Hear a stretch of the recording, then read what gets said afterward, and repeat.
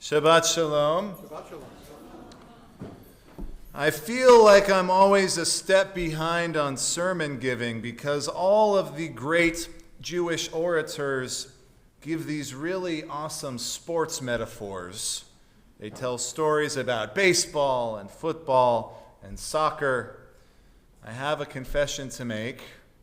I'm not really into sports. To me, sports is just millionaires playing catch, but I get it if you like it. It's just not my thing. Somebody came up and they said, "You never give any sports jokes." So in honor of Parshat Bereshit, I feel like I should start off on a new leaf. So now I will make 2 baseball jokes that are shamefully stolen from another more learned, sporty rabbi. These are the only sports jokes that you're going to get for the whole year. All right. So make them count. All right. How do you know that God is a fan of baseball? Because the Torah begins with "in the big inning." I didn't say they would be good. All right. I stole this one from a really good rabbi. I hope you'll like this one. It's a little longer. Irving and Harry are baseball fanatics. It's all they can talk about or think about. But unfortunately, Harry gets sick, and then he gets sicker, and it's clear that Harry is dying, and Irving is really upset that his friend is going to pass away. So Harry asks him, "Is there anything I can do for you before I die? Do you want my baseball card collection? Do you want my autographed catcher's mitt?" And Irving says, "No, the only thing I want, if possible, is if after you pass away, come to me somehow, maybe in a dream or a vision, and let me know if there's baseball in heaven." Harry says, "I promise, if I can, I'll let you know." Sure enough, Harry dies, and he comes to Irving in a dream. He says, "Irving, I have good news and bad news." He says, "Tell me." He says, "The good news is that there is baseball in heaven." And Irving replies, "That's wonderful. What's the bad news?" He says, "You're pitching on Thursday." All right, so those are the only sports jokes you get all year. All right. I think this joke resonates so much because people are very concerned about what happens to us when we die, about what happens to us in Olam Haba, the next world. In fact, I would say that one of the most common questions I get from people when they find out that I'm a rabbi is, what happens to us when we die? And I have to give a very bland but honest response because I don't know, because I'm not dead. When I was teaching Judaics to the boys' cabin at Camp Ramah Darom, they asked me about what other religions thought about what happened to them when you go to heaven. And I told them, I said, well, if one is martyred in Islam, according to their theology, they get 72 virgins in heaven when they die. And then I said that in Christianity, that they believe that when you die, you get to walk the streets of gold. And finally, one of the boys asked, "Rabbi, what do we believe happens to us in heaven?" And I said, well, there's an idea that maybe we get to learn Torah with Moses forever. And the kid said, "I think I'd rather have the virgins." True story. The Torah and the later prophets and writings don't really speak much about an afterlife at all. We hear this word over and over, Sheol, which literally has the same root for the Hebrew word to question. It's Shin Aleph Lamed, which basically means the questioned place or the unknown. You'll remember that in the Joseph story, Jacob says this when he's given a cloak covered with sheep's blood, and he's told that Joseph, his son, has been killed. He says, "I'm going to go down wailing into Sheol." Now, usually this word Sheol gets translated as the pit because early Christian sources wanted it to link it with Catholic versions of hell. There are other mysterious stories in our tradition. Eliyahu Hanavi, Elijah the prophet, he doesn't die.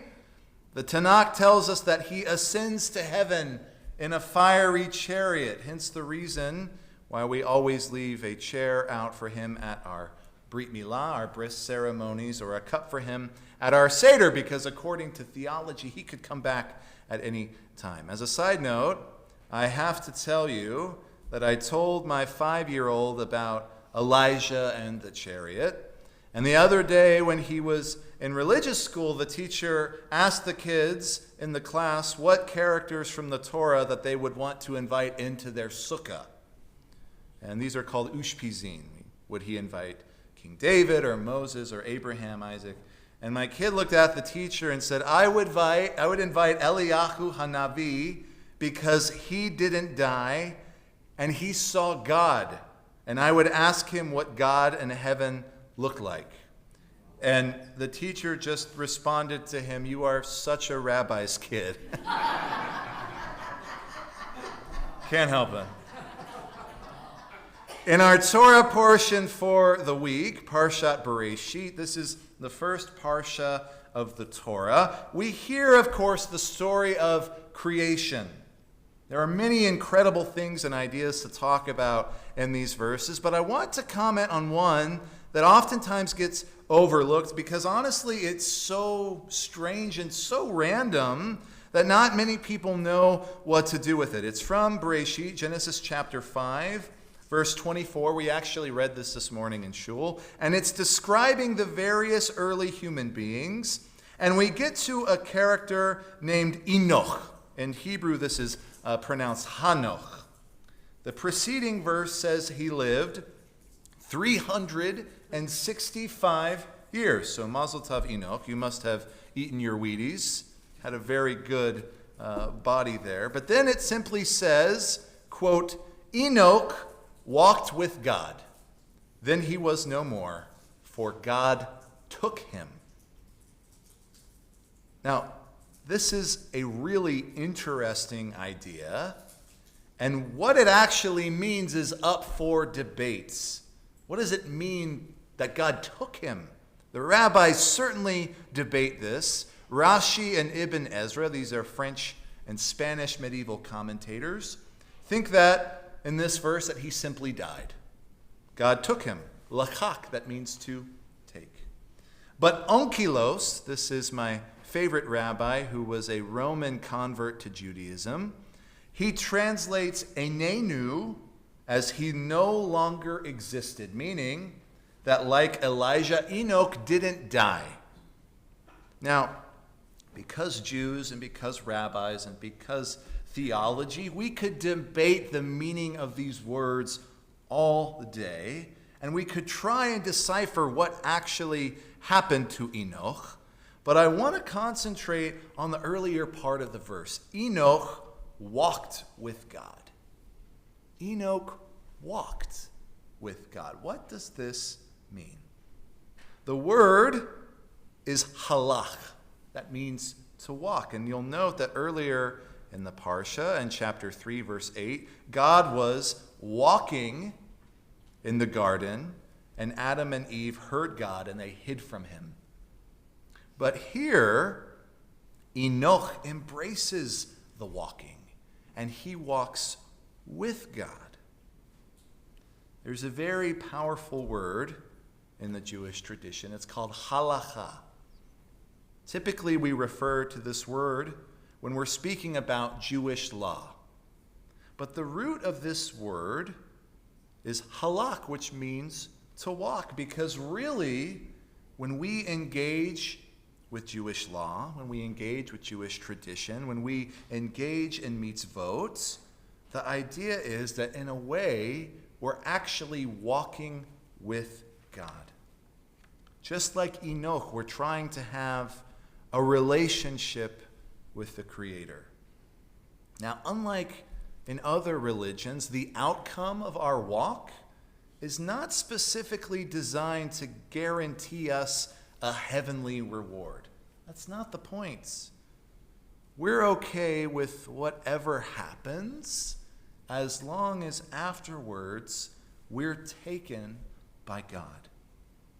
Now, perhaps this means our soul is just removed from our bodies, or maybe that is a hint at the afterlife to be taken by God. We don't know. And honestly, we don't really care so much. When people ask me if Jews believe in heaven, I typically respond that we don't know. But really, our mission as Jews is to try to make heaven on earth. We try to do good deeds. We try to treat other human beings with compassion and dignity. And we try to obey Jewish law. That should be the primary concern. Now, friends, let me conclude by saying that because the afterlife is so ambiguous in our tradition, there's lots of room for interpretation. So I won't shoot down any notions of what could happen when you die. Maybe you'll get a fiery chariot. Maybe you'll get to learn Torah with Moses. But whatever happens, I firmly believe that we'll be taken and we'll be with God. And that's all that matters. Shabbat Shalom.